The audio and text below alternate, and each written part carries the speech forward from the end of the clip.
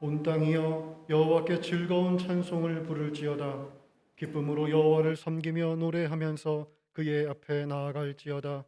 여호와가 우리 하나님이신 줄 너희는 알지어다. 그는 우리를 지으시니요 우리는 그의 것이니 그의 백성이요 그의 기르시는 양이로다. 하나님은 영이시니 예배하는 자가 영과 진리로 예배할지니라.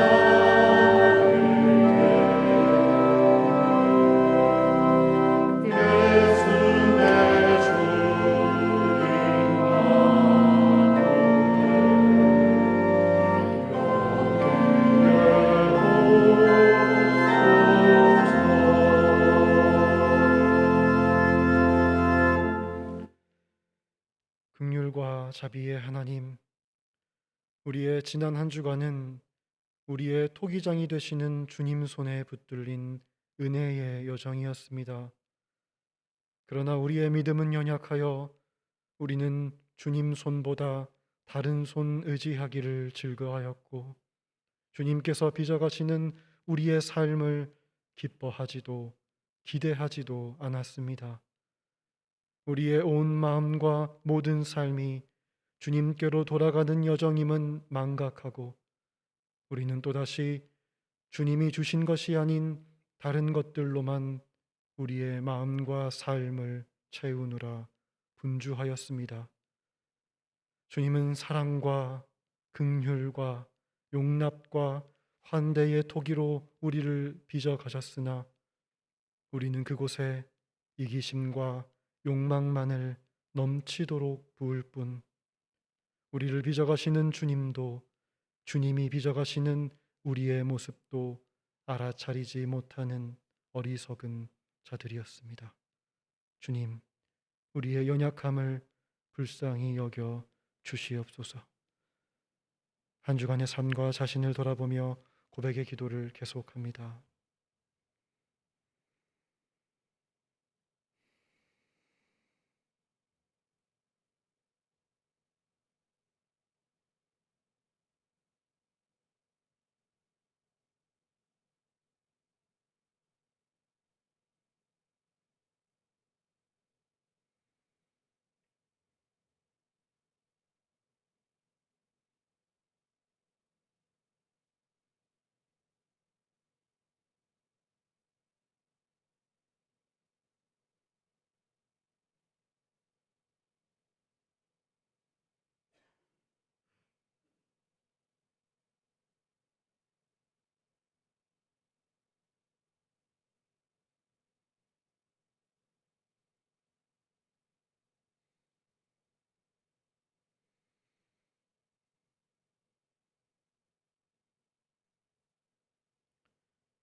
여기 하나님께서 주시는 용서와 위로의 말씀이 있습니다.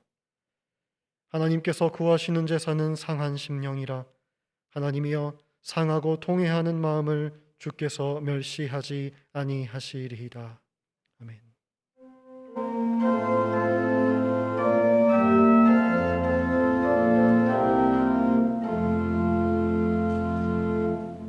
나는 전능하신 아버지 하나님, 천지의 창조주를 믿습니다.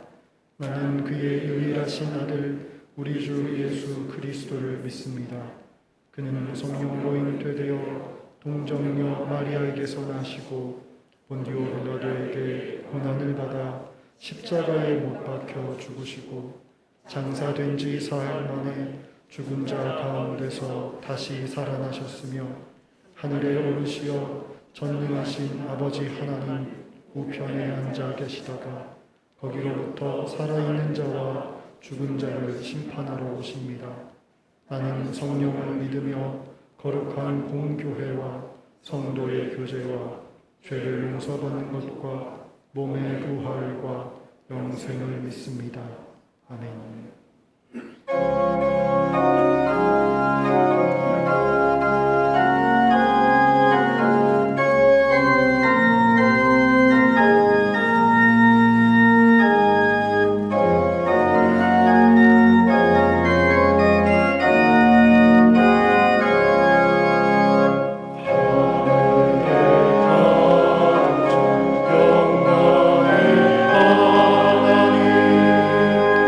온 땅의 주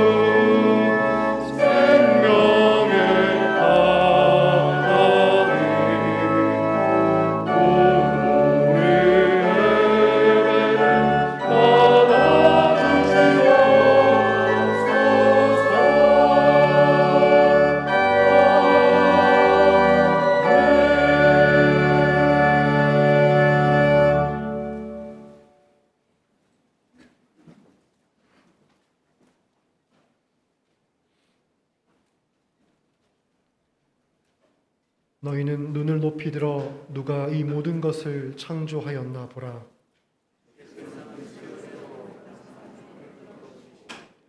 그들의 모든 이름을 부르시나니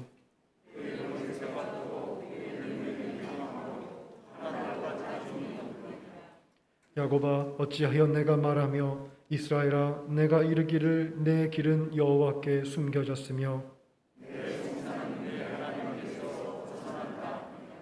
너는 알지 못하였느냐, 듣지 못하였느냐. 영원하신 하나님 여호와, 땅 끝까지 창조하신 이는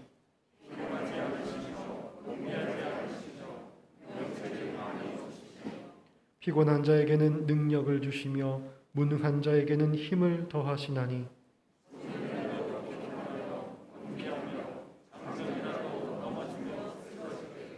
오직 여호와를 앙망하는 자는 새 힘을 얻으리니 다른 박질하여도 곤비하지 아니하겠고 걸어가도 피곤하지 아니하리로다. 아멘.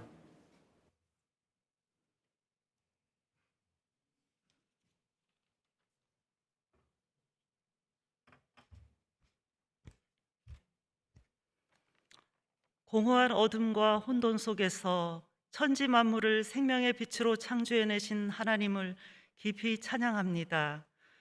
또한 그 창조의 손길을 지금 여기서도 계속 펼쳐가시는 주님의 은혜에 감사합니다. 주님, 지금 당신의 피조물들이 깊은 고통을 받고 있습니다. 이 땅에서는 자연재해로 인해 가족들을 잃고 삶의 터전을 잃은 많은 이들이 고통과 절망 속에서 힘든 시간을 보내고 있습니다.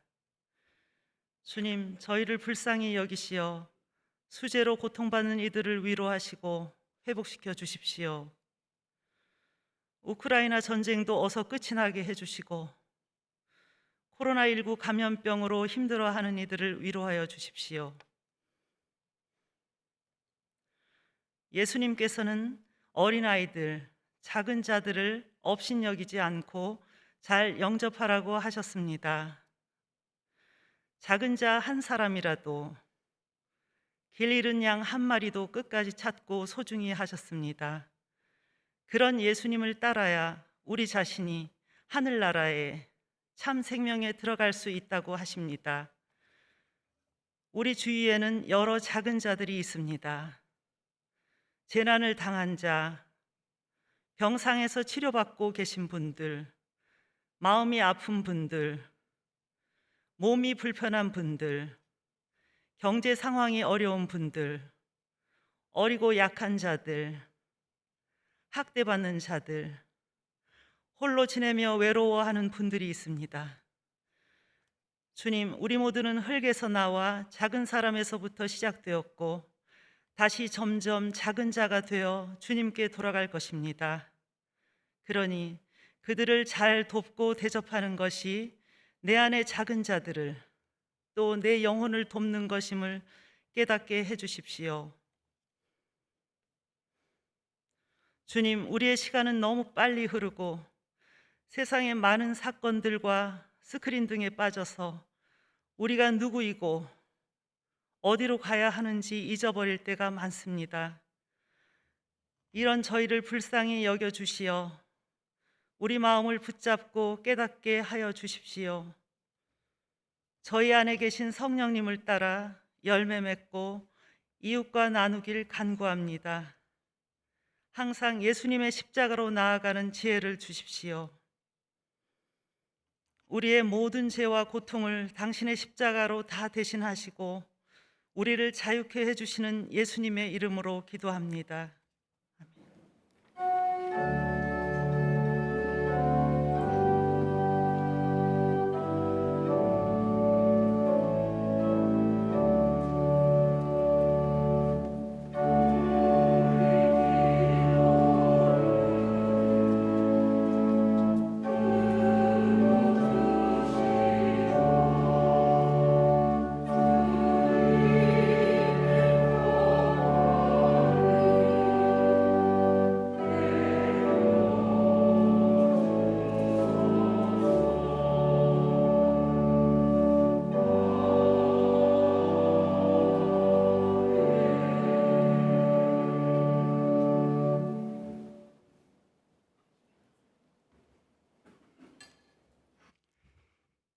오늘 주시는 하나님의 말씀은 에스겔 2장 1절로부터 5절의 말씀입니다.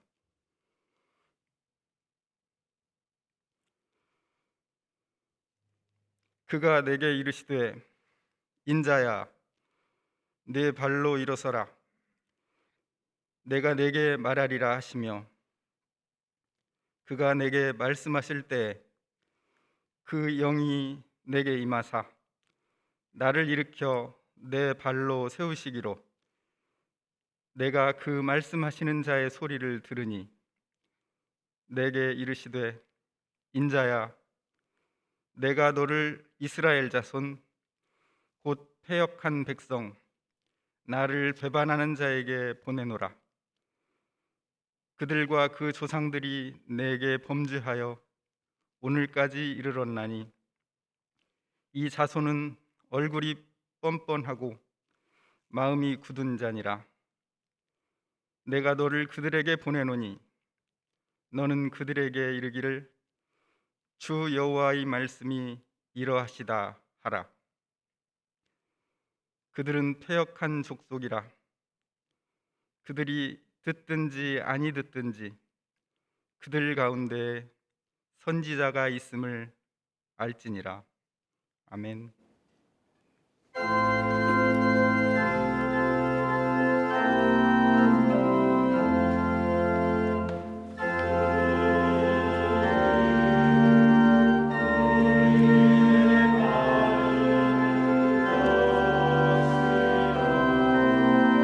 말씀을 깨닫게 하옵소서. 아멘.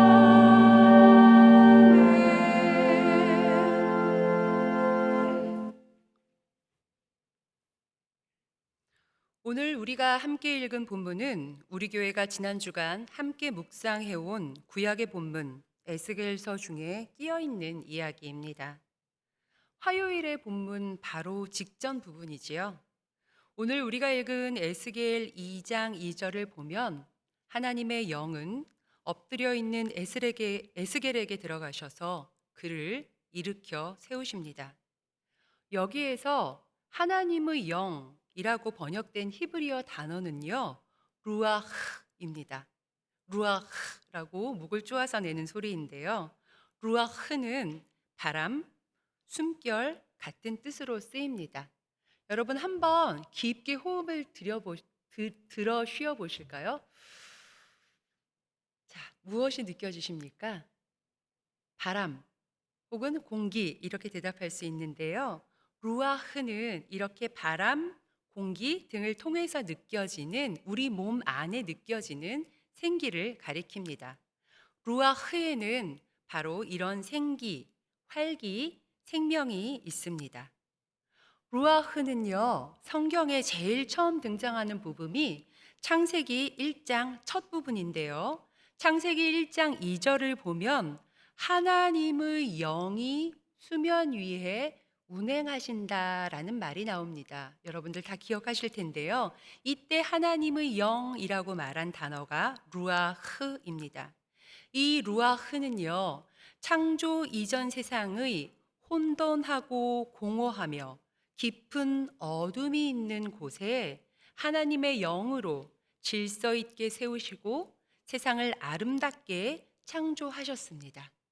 이 이야기를 통하여서 우리는 하나님의 영이 창조의 영이시라는 것을 알 수 있습니다. 그러나 루아흐는 이렇게 창조의 영만은 아닙니다. 하나님께서는 사람들에게 하나님의 영, 루아흐를 부어주셔서 하나님과 특별한 관계를 맺으시고 주님의 사명을 부여하기도 하십니다. 사사기를 보면은요, 하나님의 영이 어떠한 사사 위에 임했다라고 하면 그가 일어나 이스라엘 백성을 위하여 싸우는 모습을 보기도 합니다. 사무엘상에는 하나님의 영이 한 공동체에 임해서 그들이 선지자의 예언자의 무리가 되어서 하나님의 말씀을 대언하는 장면이 나오기도 하지요.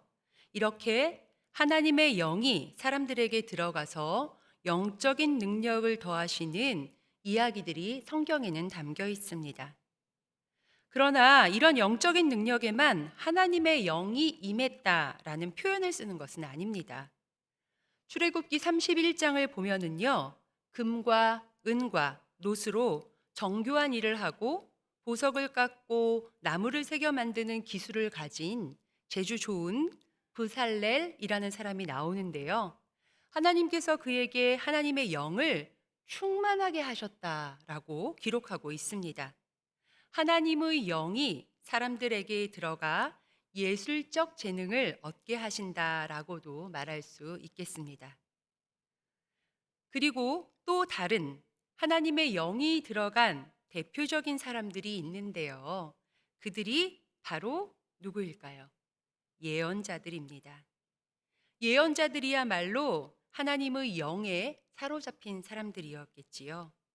하나님의 영이 임했을 때 예언자들은 자기들이 사는 시대를 다른 사람들과 달리 하나님의 눈으로 읽게 됩니다.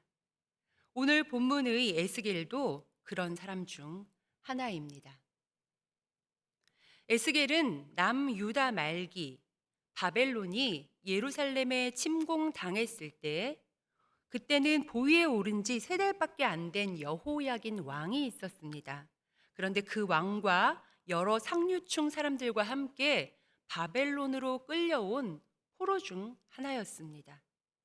에스겔은 제사장 가문의 사람이었는데요.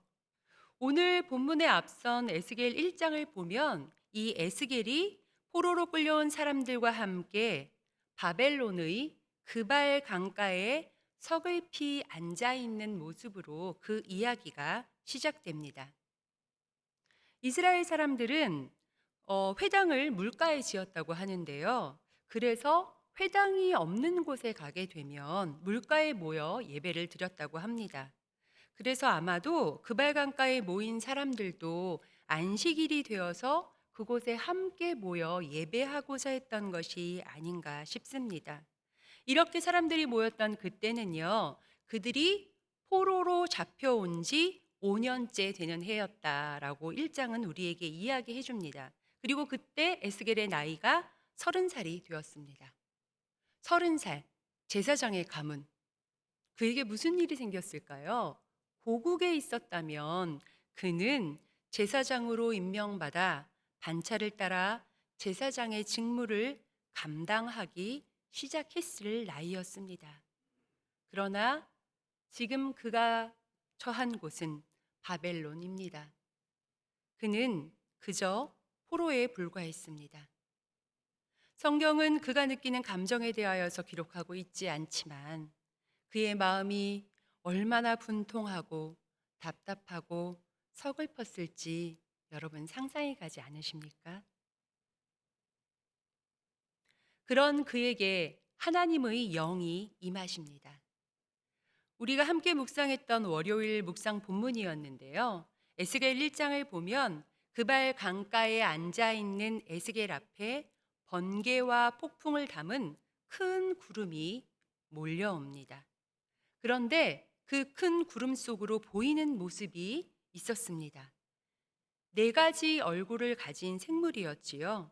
그들은 각자 하나씩 바퀴를 가지고 있었는데요. 그 생물들의 위에는 성경이 궁창이 있었다라고 기록하고 있습니다. 히브리어 본문은 창세기 1장 6절부터 8절에 나온 하늘 위에 있는 물과 하늘 아래에 있는 물을 나눌 때 기준이 되는 궁창이라는 말을 이곳에 또 사용하고 있습니다. 즉, 에스겔이 본 궁창은요, 하늘과 땅이 나뉜 공간이라고 할 수 있습니다. 그러니 에스겔이 그 궁창 위에서 일어나는 일을 본다는 것은 이미 에스겔이 그 궁창 위에 올라가 하늘의 보좌를 바라보고 있다는 뜻이 될 것입니다. 물론 오늘 본문에는 에스겔이 땅에서 들리웠다라는 말은 나오지 않습니다. 그렇지만 그가 하나님의 형상을 본 곳이 하늘이었다라는 것을 정확히 알게 해주는 부분이 있는데요. 오늘 본문이 나온 다음 장입니다. 3장 14절부터 16절을 보면 하나님의 영이 그를 다시 들어올려 다시 델아빕의 그발 강가로 데리고 돌아오는 장면이 있습니다.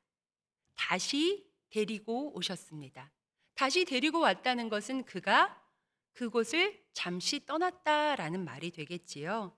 이것으로 보아 그가 환상 중에 하늘로 들려 올라가 궁창 위의 장면을 보고 다시 그발 강가로 돌아왔다는 것을 알 수 있습니다. 에스겔은 궁창 위 하늘에서 보좌 위에 있는 사람 같은 형상을 보고 직감적으로 그분이 하나님이신 것을 깨닫습니다. 하나님의 영광에 압도된 에스겔은 그 자리에 엎드립니다.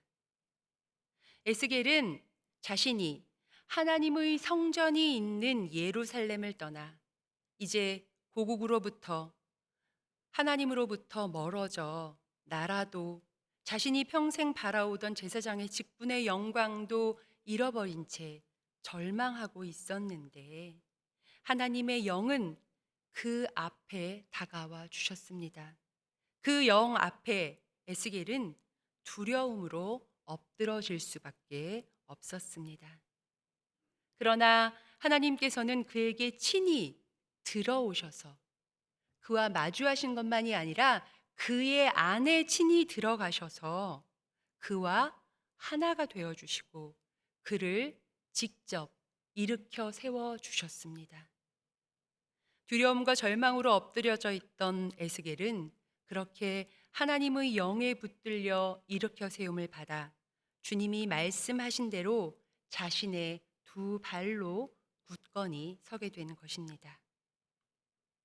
오늘의 이야기를 들어보며 우리들의 인생이 떠올랐습니다. 우리도 살아가다 보면 이렇게 모든 것이 다 끝난 것 같고 다 포기해버리고 싶은 순간들이 있었지요. 저보다 더 많이 사신 우리 성도님들이신데 어디 그런 날이 한두 번이었을까요?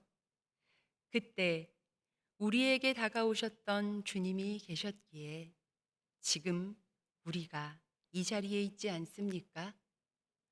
다시 우리 삶에 힘들고 절망적인 순간이 찾아오더라도 따뜻하게 나를 안으시고 일으켜 세우셨던 그 하나님의 영의 손길을 기억한다면 우리는 어느 때라도 다시 일어설 수 있을 것입니다. 자, 이제 하나님의 영의 손길로 일어선 에스겔은 어떻게 되었는지 살펴볼까요? 에스겔을 일으켜 세우신 하나님의 영은 이제 에스겔에게 반역한 족속과 같이 반역하지 말고 하나님께서 주시는 말씀을 받아 먹으라 라고 말씀하십니다. 이스라엘이 하나님의 말씀을 받아 먹지 않고 거부했던 결과로 하나님께 반역하게 되었다는 것을 알게 해주는 구절이지요. 그런데 에스겔이 받아먹을 이 두루마리에는요, 그렇게 반역한 이스라엘 백성을 향한 애가와 애곡과 재앙의 말들이 적혀 있었습니다. 이스라엘에 임할 심판에 대한 하나님의 마음이 담겨 있는 두루마리를 에스겔에게 맡아서 전하라는 사명을 주고 계신 겁니다. 이제 에스겔은 포로로 끌려왔지만 속히 고국으로 돌아갈 날만을 기다려왔을 이스라엘 사람들에게 잔인하게도 곧 예루살렘이 완전히 망하게 될 것이라는 메시지를 선포해야 하는 사명을 받게 된 것입니다. 겨우 절망에서 몸을 떨며 일어선 에스겔인데 하나님의 영은 이토록 무거운 짐을 지워주시는 걸까요? 당시 유다에 있던 사람들은요, 포로로 끌려온 사람들이든 유다에 있던 사람들이든 한 마음으로 아마도 유다가 회복되길 바랐을 것입니다. 이런 당시 사람들의 마음을 잘 보여주는 사건이 예레미야 28장에 등장합니다. 여러분 기억하십니까? 저희가 8월 초까지만 하더라도 예레미야를 묵상하고 있었지요. 지난주 담임 목사님께서도 예레미야 본문으로 말씀하셨는데요. 예레미야 28장은 우리 교회 묵상집 8월 1일의 구약 본문이었습니다. 여러분 모두가 묵상하신 내용이지만 잠시 다시 한번 설명을 드리겠습니다. 에스겔이 포로로 끌려올 때 폐위된 여호야긴 왕을 대신해서요, 시드기야라는 왕이 세워집니다. 그는 유다의 마지막 왕이 되어서 유다를 다스리고 있었는데, 지금 말씀드릴 이 사건이 일어났을 때는 시드기야가 4년째 다스리는 해였습니다. 에스겔이 그발 강가에 앉아 있었던 오늘 본문의 바로 이전 해의 사건이기도 합니다. 그 해에 이 유다의 마지막 왕인 시드기야 왕 앞에 하나냐라는 한 예언자가 나섭니다. 그리고 그는 예언합니다. 하나님께서 반드시 2년 안에 바벨론 왕의 멍에를 꺾으시고 그들이 가져간 주님의 성전의 모든 기구를 돌이키실 뿐만 아니라 포로들까지도 돌이키실 것입니다. 이렇게 예언을 합니다. 듣는 사람들의 마음이 어땠을까요? 아멘, 아멘 하는 마음이 아니었을까요? 그들의 귀는 모두 솔깃했을 것입니다. 저것이 정말 하나님의 말씀이었으면 하는 바람이 있었을 것입니다. 그러나 그것은 거짓 예언이었습니다. 하나냐는 왜 하나님께서 보내지도 않으셨는데 거짓 예언을 했던 것일까요? 그는 이 거짓 예언을 한 죄로 그 해를 넘기지 못하고 죽음에 이르고 맙니다. 그가 이토록 엄중하게 하나님의 벌을 받을 것을 알았는지는 모르지만 거짓으로 그렇게 예언을 했던 것은 아마도 그 예언의 내용이 왕과 백성들이 너무나도 간절히 원하는 이야기이기 때문이 아니겠습니까? 이렇게 이스라엘 사람들이 간절히 원하는 말이 무엇인지 말하지 않아도 모두 알고 있었습니다. 그럼에도 불구하고 에스겔은 그 모든 사람들의 열망을 거슬러 화평이 아닌 저주를 선포하는 사명을 받은 것입니다. 이토록 무거운 사명을 에스겔은 어떻게 감당할 수 있었을까요?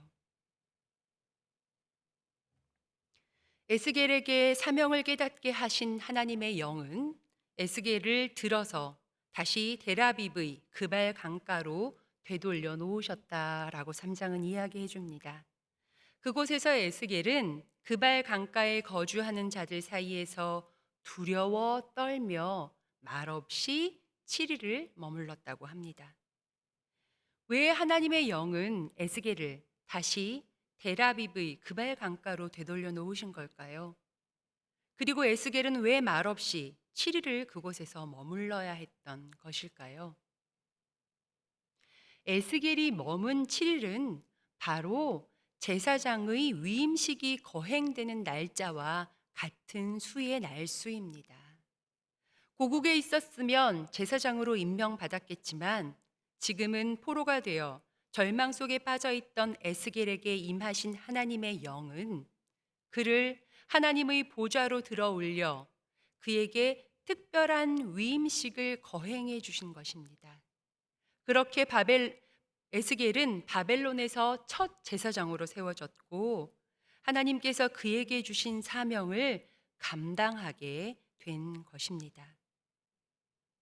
하나님의 영은 에스겔을 그 누구보다 더 하나님께 가까이 이끌어 하나님의 온전한 마음을 그에게 보여주셨습니다. 또한 하나님의 영광을 직접 배우는 능력을 주셨고 그에게 사명을 감당할 힘을 주셨기 때문에 그는 그 일을 감당할 수 있게 된 것입니다. 하늘 보좌로부터 돌아온 에스겔은 어떠한 화려한 예식도 예복도 없었지만 제사장 위임의 날을 홀로 치르며 두려움과 떨림으로 주님의 소명을 감당할 준비를 했던 것입니다.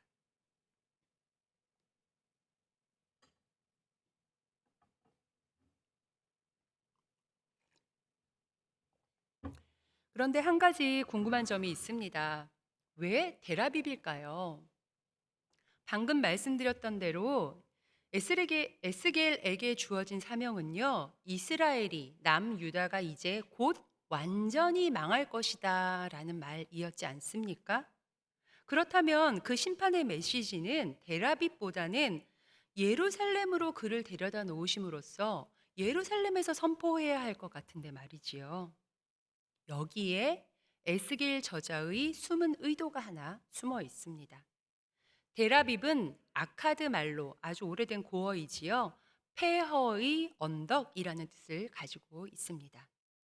폐허의 언덕에서 절망과 분노에 차 있었던 청년 에스겔에게 들어오신 하나님의 영이 그를 하늘 보좌를 데려가 하늘 보좌로 보여주시고 그곳에서 특별한 위임식을 치르신 다음에 다시 폐허의 언덕으로 되돌려 놓으셨습니다.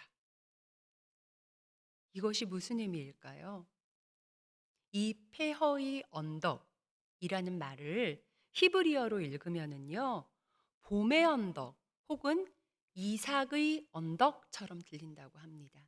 텔이라는 말은 중동에 가신 분들을 많이 보셨겠지만 관계수로의 둑방 같은 둑방을 의미한다고 하죠. 작은 언덕입니다. 그리고 텔 아빕 할 때 이 아비브라는 말은요, 이집트어나 아람어에서도 마찬가지로 새롭게 돋아나는 새싹, 봄의 새 순을 가리키는 말이고요. 때로는 새롭게 열매 맺은 햇 곡식이나 이삭을 가리키는 말이라고 합니다.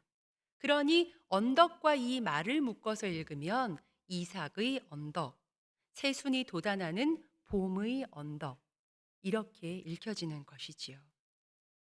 이스라엘 사람들은 자신들이 잡혀온 그 땅을 단지 폐허의 언덕으로 받아들였지만 하나님의 영을 받은 에스겔의 눈에는 그곳에 하나님께서 약속하신 봄이 올 것이고 새싹이 돋아나고 햇 곡식이 맺히게 될 새 봄의 언덕, 이삭의 언덕, 소망의 언덕이 될 것으로 보였던 것입니다. 에스겔이 전하는 남유다가 곧 망하게 될 것이라는 저주의 메시지를 듣게 된다면 이스라엘은 하나님께서 결국 그들을 버리셨구나. 이제 우리는 이 폐허 속에 자신들을 묻어서 고통 가운데 죽어가게 하신 하나님의 저주만이 남아있구나 라고 생각하게 될 것입니다. 하지만 하나님의 뜻은 그게 끝이 아니라는 겁니다. 모두 이 바벨론에 사로잡혀 올지라도 그래서 이 폐허의 언덕에서 그들의 삶을 꾸역꾸역 살아낼지라도 하나님은 다시금 이스라엘과 맺은 언약을 되새기시고 그들이 마치 겨울이 지나 새순이 돋아나는 것처럼 그들에게 하나님께서 직접 친히 새 힘을 주셔서 새순처럼 돋아나는 하나님의 새로운 백성이 되게 하시리라는 그 약속을 지금 에스겔에게 주고 계신 것입니다.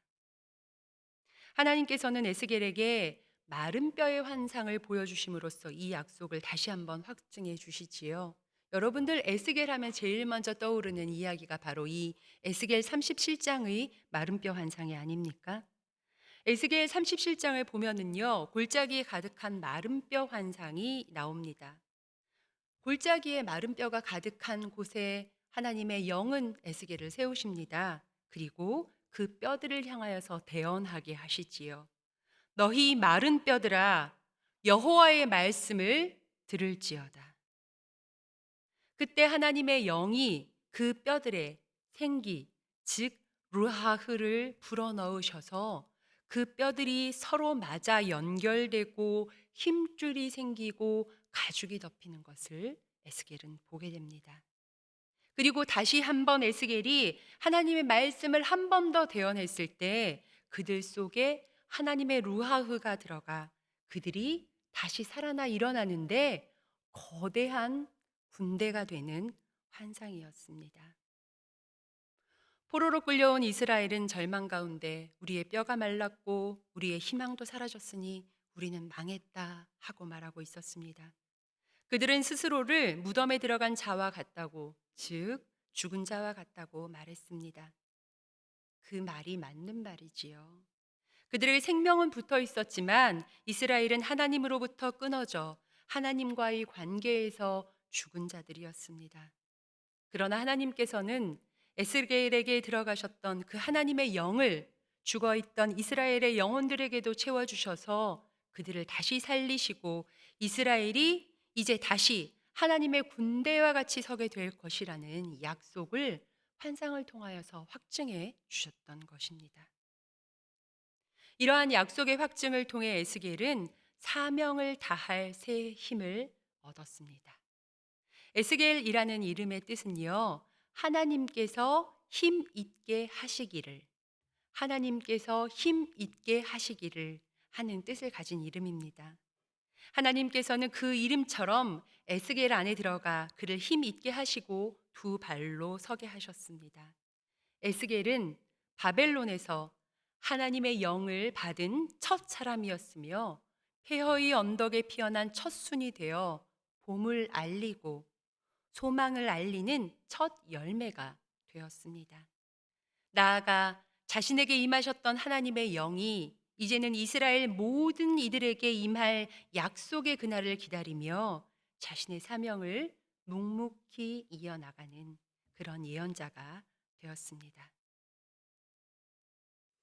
오늘날도 우리의 삶 속에는 하나님의 영이 운행하고 계십니다. 하나님의 루아흐는 참으로 좋은 세상을 창조하셨고 여전히 우리 곁에서 운행하고 계십니다. 그러나 인간의 불의는 모든 시대를 뛰어넘어 세상에 혼돈을 불어넣고 있지 않습니까? 코로나를 겪어오는 몇 년 사이 우리 삶의 많은 부분이 황폐해졌다는 것을 느낍니다. 처음 코로나가 발생했을 때는요, 비행기 운항이 줄어들고 사람들의 움직임이 적어지자 생태계가 살아난다는 놀라운 소식들이 들려왔습니다.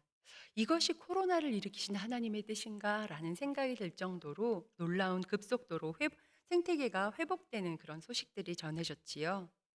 그러나 지금은 오히려 코로나 진단을 위해서 쓰여진 일회용품들이 자연계를 위협하고 있습니다. 움츠러들었던 소비 활동이 배달이라는 특별한 시스템을 통해서 다시 살아나며 포장 용기의 사용을 급증시킨 것도 그 원인이 될 것입니다. 뿐만 아니지요. 사회적인 관계망에서 배제되어서 황폐한 삶을 살아나는 이들도 늘어났습니다. 그렇지 않아도 노인 세대의 외로움과 홀로 돌아가시는 분들의 독거사 문제가 사회적인 문제로 대두되었었는데요. 이제는 정부조차도 그러한 문제를 돌아볼 여력조차 없는 실정이 되어가고 있습니다. 코로나로 인해 위축된 사회활동 속에 구직난은 더 심각해지고요. 청년들의 은두는 가속화되고 있습니다. 어린이들은 어떤가요? 사회에 나오면 남을 경계하고 조심하는 법부터 배워야 자신의 생존을 지켜낼 수 있습니다. 코로나로 인해 황폐화된 사회의 모습을 헤아려 보면 참으로 절망스럽습니다. 어디 코로나뿐입니까? 우리 정화순 자매님께서 오늘 기도해 주신 대로 우크라이나의 전쟁, 그리고 지난 주간 우리를 휩쓸고 갔던 수해로 인해서 지난 주간은 참으로 이곳이 폐허의 언덕이구나 하는 마음이 들었습니다.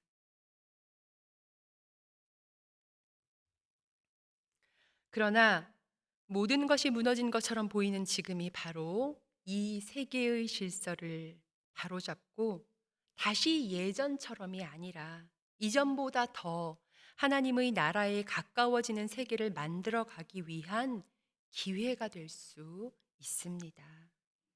그렇기에 지금 우리에겐 그 어느 때보다 더 에스겔에게 임하셨던 하나님의 영이, 그분의 창조의 능력이 필요합니다.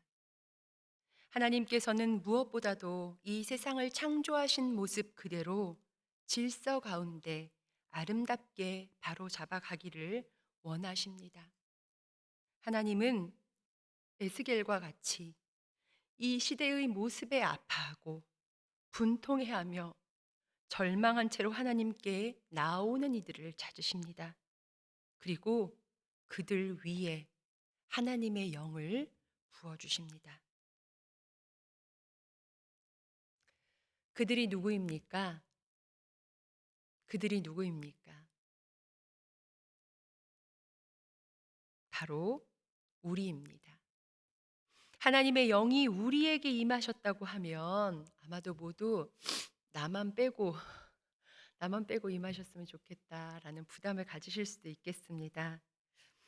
그런데요, 하나님의 영이 우리 모두에게 임하셨다는 증거가 있습니다. 나에겐 임하지 않으신 것 같은데라고 발뺌하고 싶으실 수도 있는데요. 하나님의 영이 에스겔에게 들어가셨을 때 하나님이 제일 먼저 에스겔에게 무엇을 하게 하셨는지 기억하십니까? 두 발로 서게 하시고 말씀을 받아 먹게 하십니다. 여러분, 지금 이렇게 예배하고 있는 우리 모두는 하나님의 말씀을 받아 먹고 있지 않습니까? 이 자리가 바로 우리 모두에게 하나님의 영이 임했다는 증거입니다. 하나님의 영이 임하지 않고 어느 누가 하나님을 주라 고백할 수 있겠습니까? 이 사실이 오늘 예배하는 모든 이들에게 주님의 영이 임한 것을 알려주고 있습니다. 이제 우리 모두에게는 에스겔과 같이 이 시대를 하나님의 눈으로 보는 예언자로 살아갈 사명이 주어진 것입니다. 무너진 곳을 다시 세우는 창조의 사명이, 하나님이 창조하신 세계를 상상하며 아름답게 이 땅을 갖고 갈 예술가의 사명이 우리에게 주어졌습니다. 두려우십니까? 두려워하지 마십시오. 주님은 결코 우리를 홀로 버려두지 않으십니다. 에스겔을 힘있게 하신 하나님의 영이 우리에게도 그 사명을 감당할 힘을 얻게 하실 것입니다. 하나님의 영은 날마다 우리를 찾아오십니다. 그러나 그 영을 모두가 알아채는 것은 아닙니다. 에스겔과 같이 시대를 바라보며 안타까운 마음으로 예배하는 이들에게 하나님은 당신을 드러내실 것입니다. 매일 아침 두 팔을 벌려 우리를 안으시는 주님의 영 안에 깨어나는 우리가 되길 소망합니다. 그리고 새 힘을 얻기 위해 날마다 주님의 말씀을 받아먹는 우리가 되어야 하겠습니다.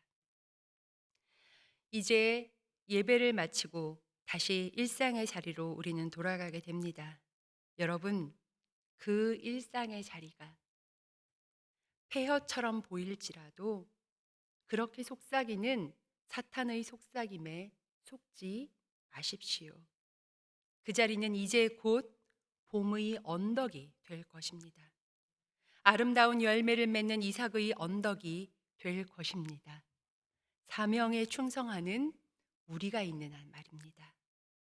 하나님께 소망을 두고 이 땅을 하나님께서 창조하셨던 모습대로 하나님의 나라로 세워가는 사명을 다하는 우리 모두를 하나님께서 에스겔의 이름과 같이 힘있게 하시기를 소망합니다. 기도하시겠습니다. 주님, 이 시대는 폐허의 언덕과 같습니다. 우리 영혼은 에스겔 골짜기의 마른 뼈들 같습니다. 그러나 주님께서 우리에게 하나님의 영을 부어 주실 때 우리가 사는 이 땅이 새 봄의 언덕과 같이 하나님을 찬양하는 일들이 가득한 하나님 나라가 될 것임을 믿습니다. 죽어가는 우리에게 하나님의 영을 부어 주실 때 새 영으로 살아나 두 발로 서서 하나님 나라를 세우는 사명자로 온전히 서게 될 것임을 믿습니다. 말씀하셨사오니 주님 이루어 주옵소서. 우리를 통해 이 땅을 회복시키소서. 그 사명에 헌신하며 내 삶의 자리에서부터 소망을 품고 말씀대로 살아가는 우리 모두가 되게 하옵소서. 예수 그리스도의 이름으로 기도합니다. 아멘.